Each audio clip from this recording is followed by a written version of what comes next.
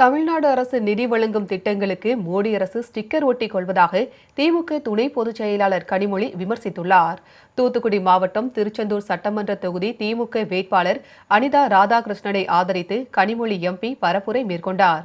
அப்போது பேசிய அவர் திமுகவின் சாதனை திட்டங்களை பட்டியலிட்டார். திருப்பதிக்கு இணையாக திருச்செந்தூரில் வசதிகள் ஏற்படுத்தி தரப்படும் என அவர் வாக்குறுதி அளித்தார். ஒன்றிய அரசின் பல திட்டங்களுக்கு தமிழ்நாடு அரசுதான் நிதி வழங்கி வருவதாக கனிமொழி தெரிவித்தார்.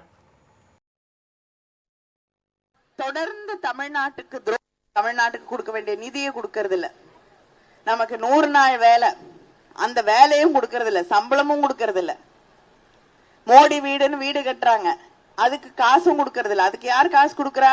படம் மாத்திரம் மோடி படம் போடுறாங்க, பேரு மோடி வீடு, பிரதமர் வீடு. காசு யார் கொடுக்கறா? நம்முடைய முதலமைச்சர் முத்துவேல் கருணாநிதி ஸ்டாலின் கொடுக்கிற நிதியில வீட்டை கட்டிட்டு அதுல ஸ்டிக்கர் மட்டும் அழகா ஒட்டுறாங்க. முக்காவாசி காசு நம்ம கொடுக்கறோம், கால்வாசி